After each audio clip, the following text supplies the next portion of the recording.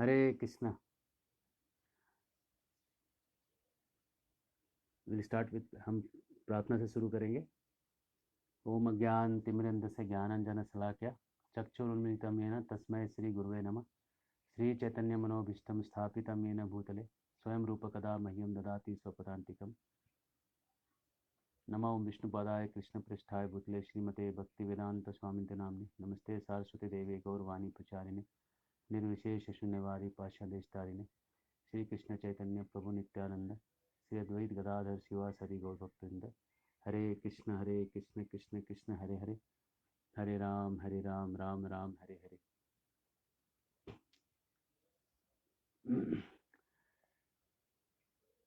मैं केशव आनंद दास आप सबके सामने भगवद गीता की प्रस्तुति करना चाहूँगा। आज बहुत विशेष दिन है, अक्षय तृतीया है और आज के दिन की महिमा इतनी महान है और आज के दिन कुछ सुनना, इसका पुण्य तो कई लाखों गुना ज़्यादा है। पहले थोड़ा आज के दिन के बारे में बताते हैं, फिर हम गीता पे प्रवेश करेंगे। अक्षय तृतीया वो दिन है जिस दिन गंगा जी का अवतरण होता है। गंगा जी धरती पे उतर के आती। कैसे आती हैं? आसानी से नहीं आती। पहले दिलीप महाराज तपस्या करते हैं, आखिरी में भगीरथ तपस्या करते हैं। अंशुमान पहले, उसके पहले अंशुमान तपस्या, सबसे पहले अंशुमान करते हैं, फिर दिलीप करते हैं, फिर भगीरथ करते हैं। तीन लोगों ने तपस्या जो है बड़ी पावनी है। माँ गंगा जी जो हैं पावनी गंगा कहलाती हैं, सबको पवित्र करती, सबको पवित्र करने वाली हैं गंगा जी। आज ही के दिन सुदामा ब्राह्मण द्वारका गए थे। ये तो बहुत पवित्र कथा है। एक एक कथा ही इतनी विस्तार है। सुदामा जी के द्वारका जाने की कथा आपने बहुत बार सुनी होगी। एक विशेष चर्चा मैं उसमें करना चाहूँगा जो बड़ा विशेष है। सुदामा जी जब द्वारका गए, द्वारका में जाके जब कृष्ण के घर पे रहे और कृष्ण के यहाँ रह के ठाठ बाट देखा, रुक्मिणी का महल देखा, महल में इतना सारा वैभव देखा। भागवत अगर आप पढ़ेंगे, द्वारका का वर्णन आएगा। विश्वकर्मा जी ने उसको पूरी रात भर में बनाया था। चांदी के गेट बने हुए थे, दरवाजे और जितने भी फर्नीचर थे सब हाथी के दांत के बने हुए थे। पुखराज, नीलम, पन्ने, ये सब दीवारों पे लगे थे। उनके प्रकाश से इस सारा द्वारका प्रकाशित था। इतने अमीर आदमी के घर पे जाने के बाद अपेक्षा है कि जिस सुदामा के पास कुर्ता तक नहीं है, न सर पे है पगड़ी, न तन पे है जामा, बता दो कन्हैया से नाम है सुदामा। तन पे कपड़ा तक नहीं था, तो जब भगवान वहां से उसको विदा किए तो अपेक्षित था कि सुदामा को कम से कम एक जोड़ी कपड़ा तो देते थे। एक जोड़ी कपड़ा तक नहीं लौटाए उसको, ऐसे ही फटे चीटे कपड़े से जैसे आया था वैसे ही लौट गया। बहुत गहराई की बात है। विश्वनाथ चक्रवर्ती ठाकुर हमारे परम आचार्य ये कहते हैं कि सुदामा को कृष्ण ने क्यों नहीं लौटाया, कुछ सामने सामने कुछ क्यों नहीं दिया, कपड़ा तक क्यों नहीं दिया। देखिए, सुदामा जब चला अपने घर से तो उसके पास खाने के लिए कुछ नहीं था। अपने घर में उसके खाने का सामान खत्म था। बगल वाले के घर से मांग के चूड़ा भूंज के वो लेके चला द्वारका, और द्वारका जाके उसने जाके कृष्ण ने उसको छीन के खाया। अब अगर कृष्ण को उसके बराबरी का कुछ देना है तो ऐसी चीज देनी पड़ेगी जो कृष्ण के पास भी नहीं है। ध्यान दीजिएगा, क्योंकि सुदामा ने ऐसी चीज दी है जो सुदामा के पास नहीं थी, कहीं से ला के दिए। अब कृष्ण कहाँ से ऐसी चीज देंगे जो उनके पास नहीं है। कहते हैं सारी चीजें मुझ में ही है, मैं किसी, सब मेरे अंदर स्थित हैं, लेकिन मैं किसी में स्थित नहीं हूँ। सब कुछ मेरा है, ईश्वरो हम, है ना, सबका ईश्वर मैं हूँ, है ना। भोक्ताराम एकतपसाम सर्वलोकम महेश्वरम ज्ञातवाम शांति रिक्षति, ये सब मेरा ही है। तो कहते हैं कि अब कृष्ण सोचे कि जब इसने कुछ ऐसा दिया तो मुझे ऐसा ही कुछ देना होगा, और ऐसा ही कुछ देना होगा तो कहते हैं अब मेरे पास इसको देने के लिए कुछ है ही नहीं। ऐसा कुछ नहीं है संसार में जो मैं इसको दे सकूं जो मेरे पास नहीं है। प्रेम के बस हार गए वो, प्रेम से हार गए। तो सुदामा को देना तो था, सामने नहीं देके पीछे से दिया, उसके महल को अमीर कर दिया, उसकी पत्नियों को सोना मिल गया, बहुत अमीर बन गए सुदामा, लेकिन हाथ में नहीं दे पाए। हाथ में देने का शक्ति नहीं था उनको, क्योंकि सामने वाले के बराबरी का चीज आप दोगे ना, है ना। जब आप किसी के घर जाते हो तो उसने जो आपको गिफ्ट दिया है उसके बराबर का कुछ गिफ्ट देते हो तो अच्छा लगता है, और उसके बराबर का कुछ एकदम हल्का फुल्का भी नहीं है, इतना कमजोर चीज है तो आप छिपाओगे, आप दे नहीं पाओगे। यही संकोच कृष्ण को हो रहा है सुदामा को देने में। ये भक्ति की पराकाष्ठ, भक्ति का ये जो उत्कर्ष है, भक्ति में जो ये हाई प्लेटफॉर्म ये दिखाता है कि भक्त से ऊपर कोई चीज नहीं। तो ये भी आज के दिन हुआ, और परशुराम जी का अवतरण भी आज के दिन हुआ। परशुराम जी क्षत्रियों को दमन करने के लिए आए। जब राजा उच्छृंखल हो जाता है, इंडिपेंडेंट हो जाता है, विम्सिकल हो जाता है, अपने मन के हिसाब से चीज़ों को करने लगता है, तब भगवान के प्रतिनिधि या स्वयं भगवान आते हैं, और आने के बाद क्षत्रियों को 22 बार पूरे दुनिया से साफ करते हैं। इतना ज़्यादा साफ होते हैं कि क्षत्रिय यहाँ वहाँ सब भाग खड़े होते हैं। तो परशुराम जी का अवतार भी आज के दिन हुआ। तो अक्षय तृतीया है, और अक्षय पात्र जो है, पांडवों को जो अक्षय पात्र मिला सूर्यदेव से, वो भी आज के दिन ही मिला। तो कहते हैं आज के दिन अगर आप कोई चीज़ का शुरुआत करिएगा तो अक्षय हो जाएगा, वो घटेगा नहीं कभी। तो सबसे अच्छी शुरुआत तो भगवान के नाम को लेने की हो सकती है, भगवान के तरफ कदम बढ़ाने की हो सकती है, जो हमेशा अक्षय हो, और बढ़ बढ़ के हम भगवत धाम तक पहुंच जाएं, अक्षय हो जाए, है ना। अब आते हैं अक्षय तृतीया से, हम आते हैं भगवत गीता के विषय वस्तु पे आते हैं। भगवत गीता का ये अध्याय 1 है, और भगवत गीता जो है ये बताई जा रही है, सामने महाभारत का युद्ध होने के जस्ट थोड़े दिन पहले की बात है। कृष्ण भगवान शांति दूत के रूप में पहुंचते हैं दुर्योधन के पास, सात्यकी और कृतवर्मा को लेके द्वारका से पहुंचे हैं, हस्तिनापुर पहुंचे हैं। हस्तिनापुर पहुंचने के बाद कहते हैं कि दुर्योधन, अरे 5 गांव दे दो, बस 5 गांव, ये सब मामला सेटल हो जाएगा। दुर्योधन कहता है 5 गांव छोड़ दीजिए, सुई के नोक की जमीन नहीं दूंगा। अब आप शायद ये सवाल कर सकते हैं कि 5 गांव देने में क्या जाता था इसको, 5 गांव दे के सेटल कर लेता था, सेटल करके मामला हटा के रफा दफा करता था।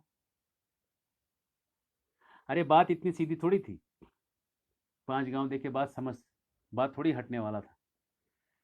5 गांव देने से समस्या और बड़ी आती थी, क्योंकि 5 गांव देना मतलब एक प्रोसेस देना, सामने वाले व्यक्ति को एक प्रोसेस, एक तरीका दे देना। 5 गांव से 50 गांव करना, ऐसा ज़्यादा अच्छा संपन्न बना दो 5 गांव को कि देख देख के और गांव जुड़ जाएं। 5 से 50, 50 से 5,000, और 5,000 से 5 लाख हो गए पूरे भारत के 8 लाख गांव उसके अंदर। इसलिए दुर्योधन डर रहा था, और इसलिए 5 गांव बोला, मैं सुई के नोक भी नहीं दूंगा। कारण ये था, ये कारण था। तो खैर दुर्योधन ने इनकार कर दिया। कृष्ण भगवान को अपना भीषण रूप दिखाना पड़ा, विराट रूप दिखाना पड़ा। हरि ने भीषण हुंकार किया, अपना स्वरूप विस्तार किया, डगमग डगमग दिग्गज डोले, भगवान कुपित होके बोले, हाँ हाँ दुर्योधन बांध मुझे, अपनी पासों से बांध मुझे, केवल 2 नर न घाते थे, धृतराष्ट्र विदुर सुख पाते थे।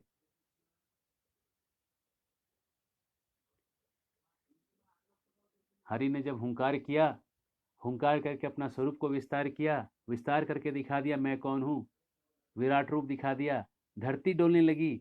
लेकिन दुर्योधन को कन्विंस नहीं हुआ, दुर्योधन को नहीं समझा। दुर्योधन कहता है ये तो बहुरूपिया है। तब जाके ये डिसाइड हुआ कि अब लड़ाई के बिना बात नहीं चल सकती, लड़ाई होना तय हो गया।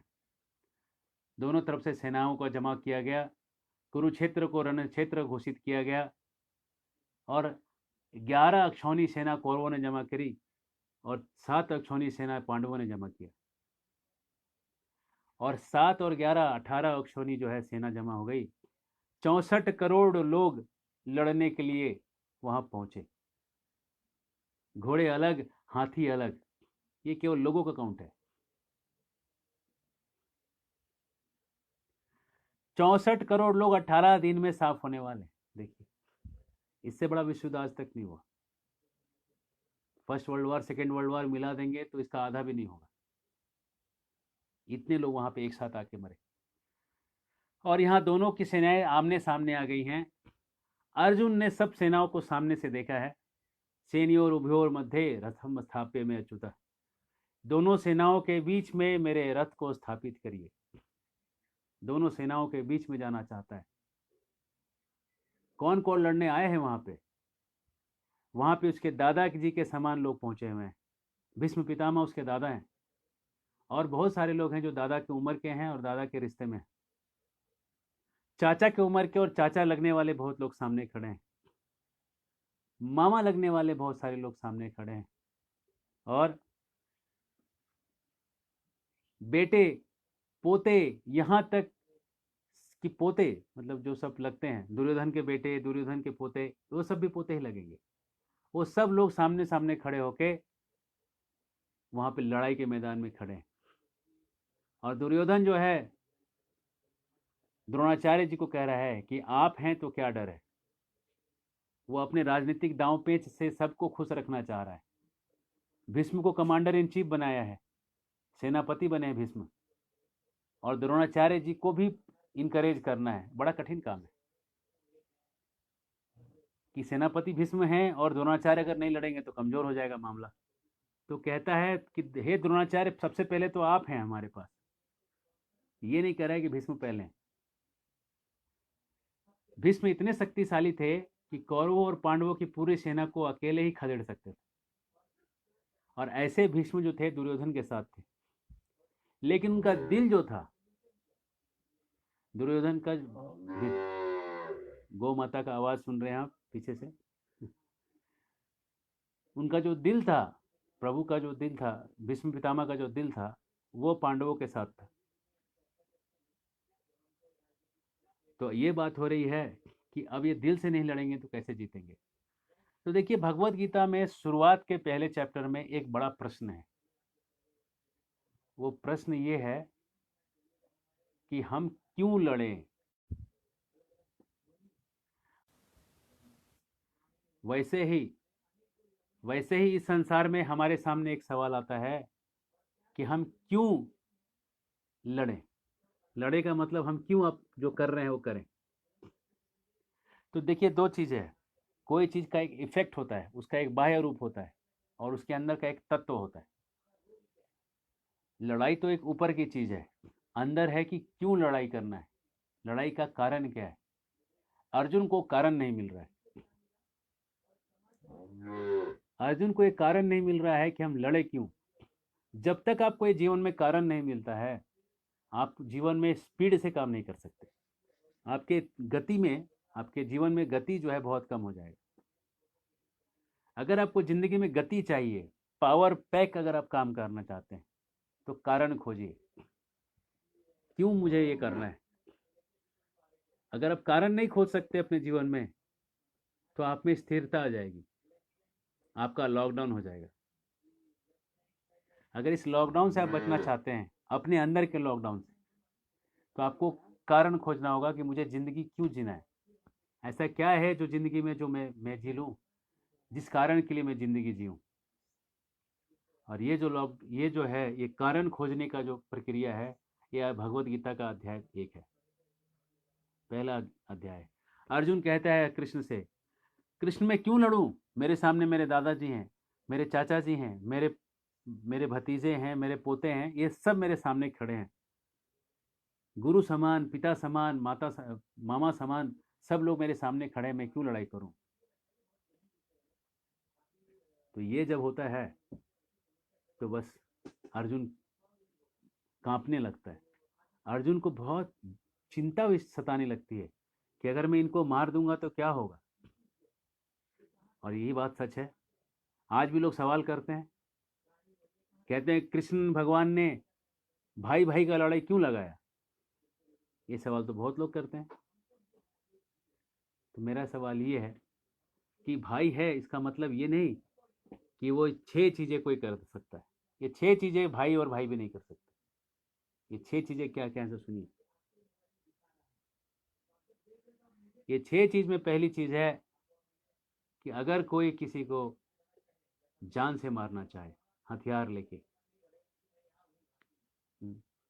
तो उसको आप अगर जान से मारते हैं कोई पाप नहीं, ये हक है। फिर दूसरा है, अगर कोई किसी की पत्नी का अपहरण कर ले। तीसरा है, कोई किसी का जमीन छीन ले। चौथा है, कोई चोरी कर ले, पैसा चुरा ले, कुछ चोरी कर ले, कोई जहर खिला दे, और कोई आग लगा दे आपके घर में। इनको कहते हैं आतताई। वशिष्ठ संहिता कहती है ये आतताई हैं।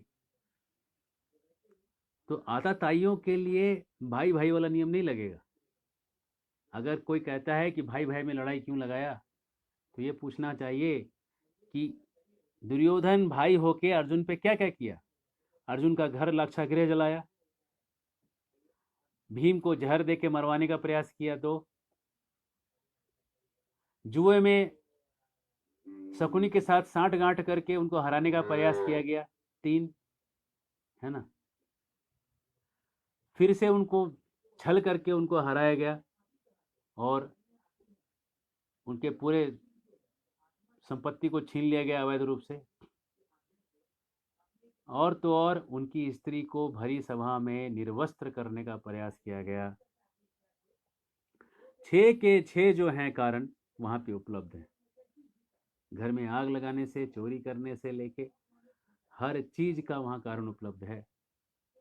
तो उसको भाई तो जरूर कहेंगे क्योंकि वो तो जन्म से भाई हैं, लेकिन ऐसे भाई का क्या फायदा जो भाई की पत्नी को निर्वस्त्र करने का प्रयास करे। उसको जीने का अधिकार नहीं। ऐसे को कड़ी से कड़ी सजा मिलनी चाहिए। तो यहाँ पे अर्जुन जो है, अर्जुन कह रहा है कि अगर इनको हम मार देंगे तो हमको क्या मिलेगा। कृष्ण हंस रहे हैं, कह रहे इनको मार के तो तुमको क्या, इनको मारने से क्या दिक्कत है। इन लोगों ने 6 के 6 पाप कर रखे हैं, किसी एक के लिए भी मारा जा सकता है। तो कहते हैं जो अर्जुन है, अर्जुन बेचारा बड़ा विषाद में पड़ जाता है, चिंता में पड़ जाता है और कहने लगता है मुझे तो कुछ अच्छा दिख ही नहीं रहा है। अगर हम सबको मार देंगे, राज्य जीत भी लेंगे, तो दिखाएंगे किसको, किसको दिखाएंगे हम। दुनिया में ये समस्या बहुत बड़ी है कि अगर हमारे पास पैसा आ गया तो हम दिखाएंगे किसको। अगर आप समझ लीजिए आपने एक नई गाड़ी खरीदी, तो आप चाहते हैं कि फेसबुक पे उसका फोटो लगा दें और लाइक बहुत सारे मिल जाए। अगर किसी ने लाइक ही नहीं दिया, फेसबुक पे आपको कोई लाइक नहीं मिला नई गाड़ी का, मन बड़ा उदास हो जाएगा। अर्जुन की हालत ऐसी हो गई है, फेसबुक पे लाइक जाने वालों जैसी।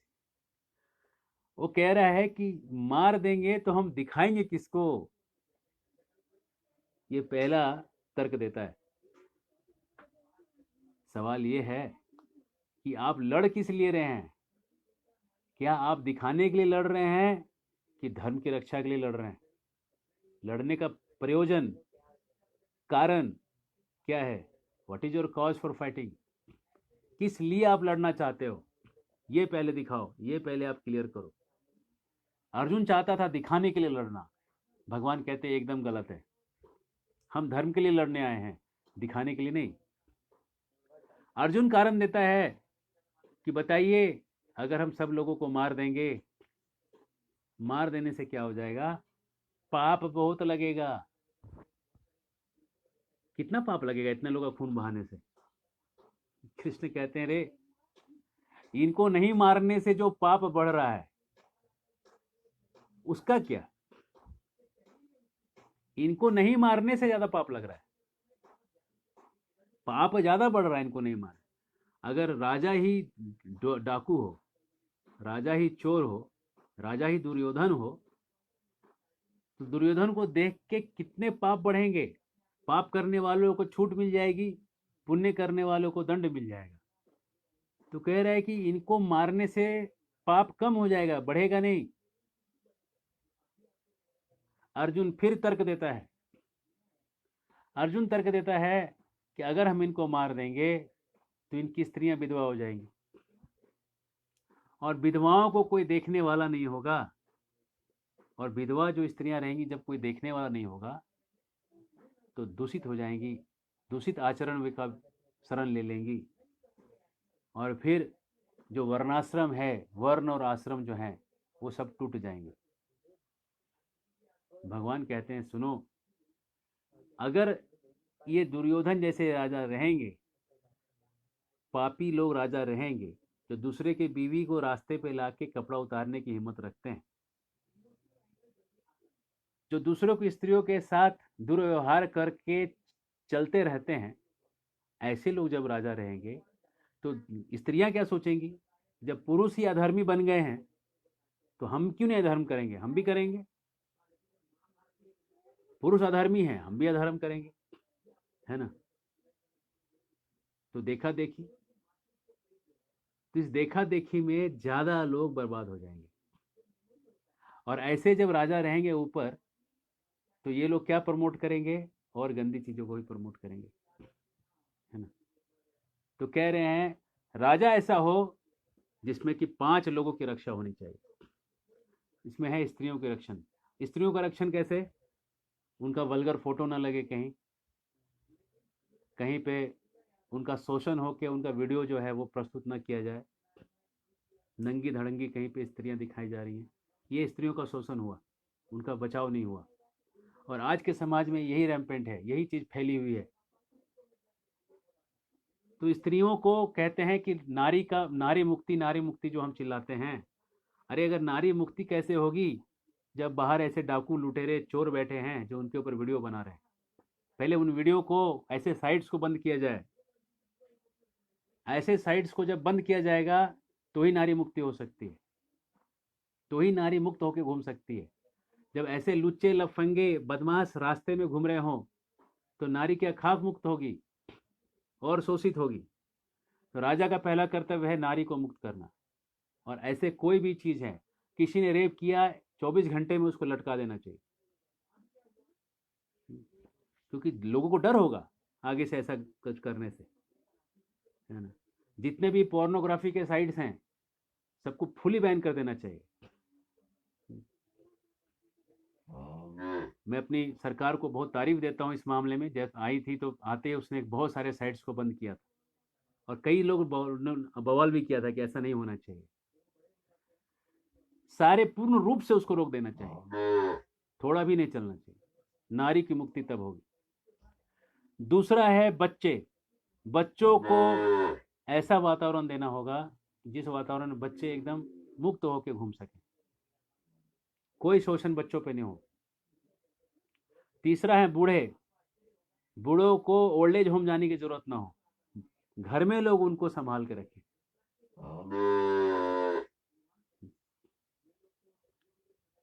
और चौथा है गाय।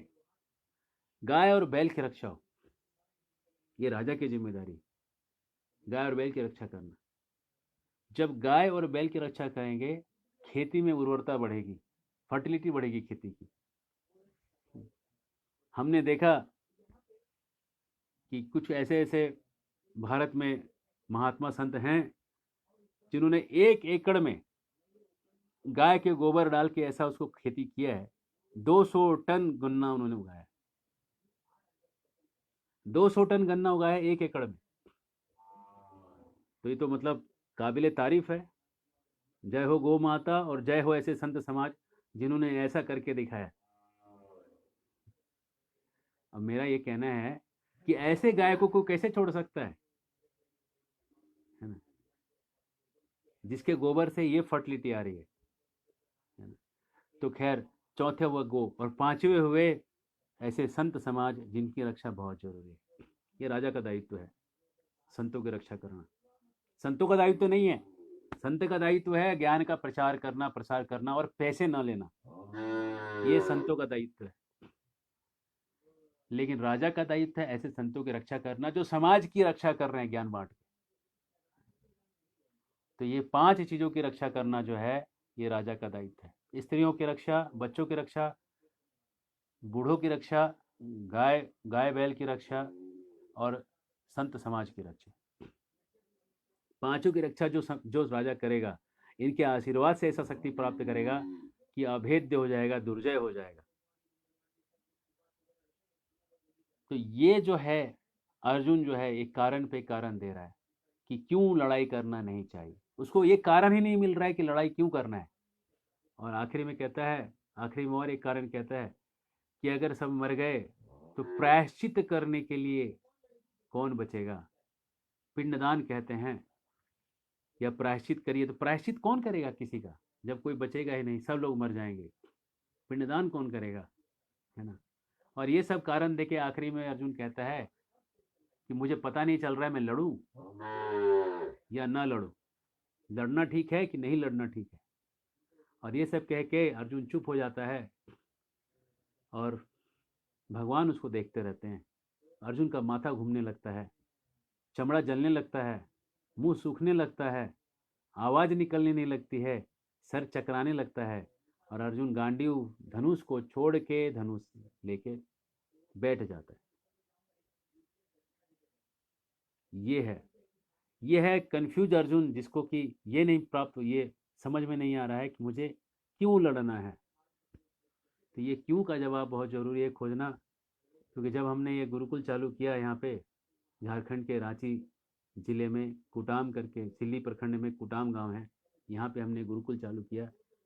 गांव वालों से जब ज़मीन मांगा तो उन्होंने बड़े हर्ष से सारा ज़मीन दे दिया। और ये ज़मीन पे जब हम यहाँ पे खेती कर रहे हैं, बच्चों को पढ़ा रहे हैं, इसके पीछे एक कारण हमने पहले खोजा था। कारण ये है कि ऐसा हम कुछ करें कि लोगों को सेल्फ सस्टेनेबल हो जाए, हम अपने खेती से ही अपने आप को जी सकें। प्रभुपाद जी अपने आखिरी दिनों में कहते थे, लिव ऑफ द लैंड, जमीन पे जीना सीखो। अगर व्यक्ति जमीन पे जीना सीख ले, 1 एकड़ जमीन में अगर 200 टन गन्ना उग सकता है, तो आप सोचिए जमीन कितनी सस्य श्यामलाम धरती कहते हैं, जमीन कितना सर्व सारी इच्छाओं को पूर्ति करने वाली। अब जरा समझ लीजिए, किसी के पास 1 एकड़ जमीन है तो 10 आदमी का परिवार वो खिला सकता है, इतना जमीन में दम होता है। एक गाय होनी चाहिए साथ में। तो हमने यहाँ पे 100 बच्चों का गुरुकुल खोला, और इस छोटे से चावल तो गांव वाले इतना दे देते हैं, चावल गांव वाले दे देते हैं, पुदीना धनिया तो इतना आता है। और इधर देखिए ये हमारे फार्म से केला हुआ है, निकला हुआ है ना। ये देखिए, इसको हमने खाया, भक्तों ने इसको भगवान जी को, ठाकुर जी को भोग दिखाया। अब ये भोग दिखा के यहाँ रखा है। तो हम आप सबसे यही आग्रह करेंगे, कभी समय निकले तो आएँ और हमें आप सेवा का मौका दें, और आके आप यहाँ पे ऑर्गेनिक खाना खाइए, पूरा देसी गाय का दूध पीजिए, ऑर्गेनिक सब्जियाँ खाइए और नए नए प्रकार के व्यंजन खाइए, और देखिए कि सेल्फ सस्टेनेबल आप कैसे जी सकते हैं। कारण हमारे पास बहुत बड़ा है, कारण है कि खर्चा को शून्य करो। अगर आप पैसे नहीं कमा सकते हो तो खर्चा को शून्य करो। खर्चा को कम करना भी पैसे कमाने के बराबर है।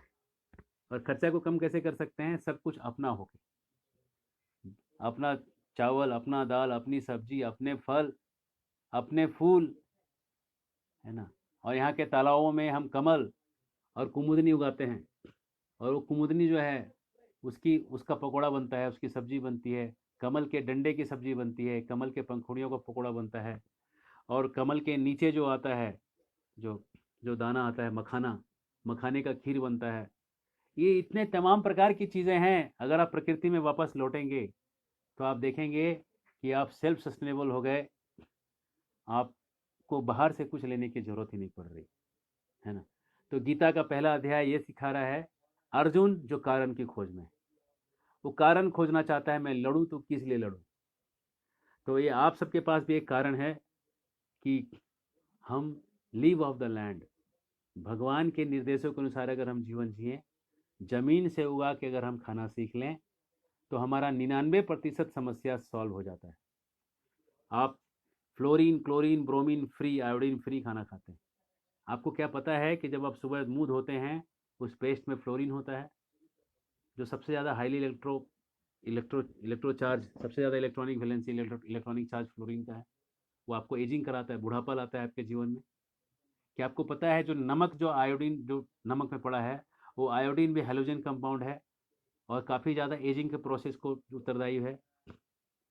आयोडीन, क्लोरीन जो है पानी में आ रहा है, ब्रोमीन आ रहा है, ये चारों के चारों मिल के आपको बुढ़ापा लेके आ रहे हैं, नपुंसकता लेके आ रहे हैं। इससे तो अच्छा है कि आप 1 एकड़ ज़मीन लेके कहीं पे उगाएं, उगा के सब खाएं और 100 साल नहीं तो 90 साल तो जिए, और एकदम हेल्दी, जब तक जिए स्वस्थ जिए। ये एक कारण है बहुत बड़ा, और इस कारण के लिए हम कार्य कर रहे हैं। और हम चाहेंगे कि आप लोग कभी आएँ, आके इसको देखें और देख के इसको अपने जीवन में भी उतारें। हरे कृष्णा। तो ये भगवद गीता का प्रथम अध्याय है। कल हम ऐसे ही द्वितीय अध्याय पर चर्चा करेंगे। इस कन्फ्यूज अर्जुन को क्या उसका कारण मिला, लड़ने के कारण क्या उसको दिखाई दिए, क्या कृष्ण उसको समझा पाए कि तुम्हें लड़ाई क्यों करना है, और अगर समझा पाए कि नहीं समझा पाए, वो कल हम देखेंगे ठीक 10 बजे, है ना? तब तक के लिए धन्यवाद। हरे कृष्ण। आपके अगर सवाल हों तो आप इसमें डाल दें, मैं इसको देख के उत्तर दूंगा। बहुत बहुत धन्यवाद। हरे